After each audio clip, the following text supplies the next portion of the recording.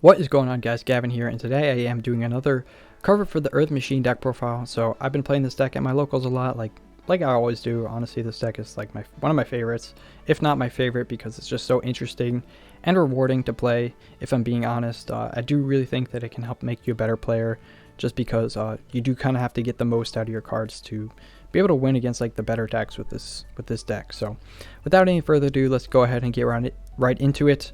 We are playing 43 cards because this deck is not really the most compact. Like the Infinitrack engine has to play like cards like Trencher and Tunneler, which are really like more combo pieces than they are like starters or extenders. They're not really things that you particularly love to see in your opening hand. Same thing with the Gearbox and like Machina Citadel. They're just all kind of like meh to see in your opening hand. Especially this one. This one's actually one card you hate to see in your opening hand, but regardless, yeah, 43 cards, 11 hand traps, so that we actually have a decent chance of going second. I think this is fine. I usually tried to play 40 or 41 cards in the past, but yeah, 43 cards hasn't been too bad either, because at the end of the day, we do play 12 starters, and then even if we don't see a starter, there are some hands that don't include the Harvester, Heavy Forward, Redeployment, or Metal Cruncher, but they're still playable regardless, because you'll see like a Brutal Dozer and maybe a Ready Fusion or something like that. So you have a pretty good chance of having a playable opening hand with this deck. I want to say somewhere around like 90+%. So that's pretty good. So for the card by card, we'll start with Triple Harvester, just like the Stratus for the Infinitrack engine. Searches the entire monster lineup. It's really good. One Anchor Drill for getting Earth Machines out of your hand. Just a really good like follow-up play on turn 2, just being able to normal summon this and then special summon any Earth Machine from your hand is really good as well. 3 copies of Brutal Dozer, just because it's a really important combo piece that gets you your Trencher or Tunneler out of deck, so that you can go ahead and make your River Stormer.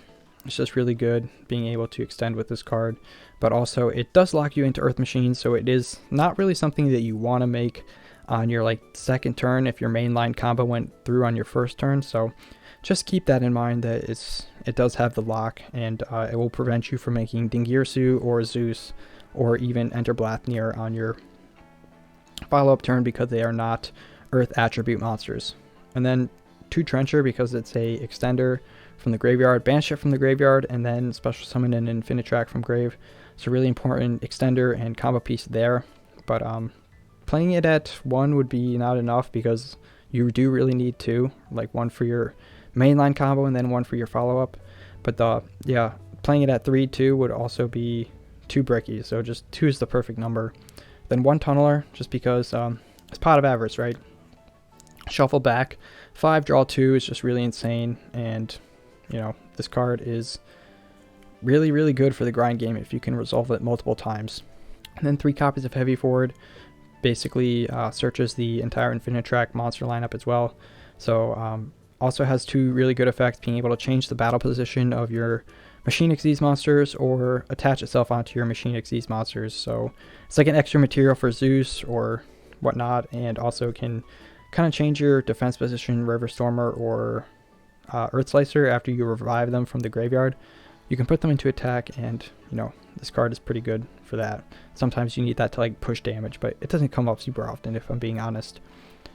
Triple copies of Metal Cruncher, also searches like the entire deck, but you have to reveal 3, and then your opponent randomly adds 1 to your hand. So it's RNG unless you have 3 copies of like a given Earth Machine in your deck, but we do play like 3 copies of the important ones. So the ones you like really need to search, you'll guarantee. But if you're kind of just using this card to like get something else, you might have to RNG it a little bit. So just keep that in mind. 1 copy of Citadel, kind of a brick, but also just really insane to have in your graveyard. And also just pop stuff like really easily, like just blows your opponent's board up on a quick effect. It's very similar to Battle Butler, so this card is really insane. And if you get a Fortress in your hand, you can easily this card is easily just a extender, because you can just discard it and special summon the Fortress. And speaking of Fortress, this card is absolutely nuts. There have been builds where I played 2 of this card just because of how ridiculous it is. But the reason why I'm not opting to do that is because while this card is very abusable and it's not once per turn in any way, and it doesn't even like start chains when you special summon it, it's so insane. But it doesn't really help you make your extra deck stuff at the end of the day. Like, it can help you make the link monsters, but like a Ballista or an Anger Knuckle, but those aren't the power monsters that you really want to be making. The ones you really need to be making are stuff like Dingirsu or the Gustav or the Super Dora. And this card doesn't really help you make any of those, unfortunately. It can help you make level 9s because you can use it with Harvester to make level 9s, but yeah, it's just really good for getting body on the board, and being a beater. But other than that, it's just like its ceiling to be like to like actually like do crazy stuff and win you the game from there is just like kind of not there. So that's why I'm just playing it at 1. But if you do want to play 2, I wouldn't really disagree with you. But yeah, that's kind of my mentality behind that. And then triple copies of Redeployment. So this card is really good because it searches not 1 but 2 of your Machina cards. So if you discard another Machina card, so if like you open 2 of this card, or if you open it with like a Metal Cruncher or a Citadel or whatnot, you can actually use it to search the Trap card as well, which is really good because the Trap card is insane for longer games. I'll get to that in a second, but yeah, this card is just, it's a +0 technically because it does have a discard cost, but if you resolve this card, you pretty much win the game. It's really that simple. 2 copies of Overdrive. So this card is really good because basically it pops one of your machine monsters and then special summons a Machina monster from your deck with a different name. So a lot of the times you can go ahead and get, this is like how you access your Citadel. So you can go ahead and summon out your Citadel, but if you already have the Citadel in graveyard, you can go ahead and summon the Metal Cruncher and like search a follow-up for your next turn with its effect. And then you'll also get the Citadel effect because whatever you targeted would get destroyed, and then Citadel would summon itself out and you could use its effect to wipe your opponent's board. And that's just really strong, and a lot of the times your opponent won't see it coming because this deck is like very much a rogue deck and like not super popular. So yeah, chances are your opponent won't exactly know what this deck does. So this card's insane.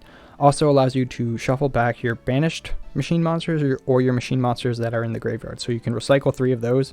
So like after you've Trencher and Tunneler, you can go ahead and recycle those and put them back into your deck. And that's amazing because you also get a draw off of it. And then, so this ratio, 2 Bullet Train and 2 Dare Crane, something that I started doing because seeing the level 10s is just so good. It's so good going first because Super Doras are really painful for your opponent to get over a lot of the times, like if they don't have like a Kaiju, because 4,000 defense is just a lot. They need like an Axis Code Talker to be able to like swing over it, and you know, that's kind of just a big investment. Like once their Axis Code Talker is gone, they're gonna have a lot harder of a time KOing you next turn. So, and if they don't have Axis Code Talker to begin with, well, yeah, they have to like do something crazy to beat over the Super Dora that's unaffected by everything as well. But also like Dare Crane or the Bullet Train like allows you to recycle back resources, allows you to recycle back Gearbox. So Gearbox also gets its effect when it's added from your graveyard to your hand, which is insane because you can get like multiple searches off this card, and that feels really good. And then Dare Crane as well, it's really good to have underneath a Xyz monster because it's basically makes their that Xyz monster have like a quick effect pop as well, which is really good. Like if you put it onto the Super Dora, Super Dora will become unaffected, and then you also get the pop with Dare Crane, which is insane. And then to like kind of mitigate the brickiness of these cards, because at the end of the day you do need a body for these cards to be live, we play Triple Ready Fusion because it's like a body for these cards to be live.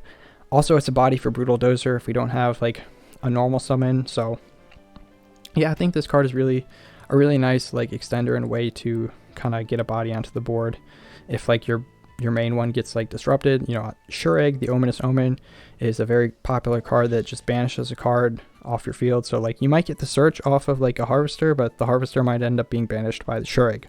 So having this card can kind of give you like a backup plan to get another body onto the board, which is really good. 1 copy of Gearbox. It's a brick, but it adds a Trencher, Tunneler, or Anchor Drill to hand, which is just too insane to pass up. And then for the hand traps, triple nib, just very high impact hand trap. And at the end of the day, I do think combo will always be more popular than control, just due to its playstyle. You know, people tend to gravitate towards combo decks just because they're a little bit more exciting, I think, for most people. Not saying, like, no hate against control. Like, I play plenty of control as well, but this card just wins me so many games at locals because no one really plays around at game one anyways. It's just really insane, in my opinion. 3 copies of Ash, just generic hand trap that hits like every deck, because every deck at the end of the day will probably have to search in some capacity. 2 copies of Valor, and then 3 copies of Imperm, so we have like 5 total monster effect negate hand traps, which is good. And then 1 copy of Called by the Grave because it's broken. So that's it for the main deck. Also, it's worth noting that these hand traps are also hand traps that we kind of can struggle with, so that's where we're playing triple cross out in the side, so that we can kind of keep some of these hand traps in our deck, so that we can actually play through them with cross out if we know we're going first. So for the extra deck, we're on triple copies of Goliath, just really good.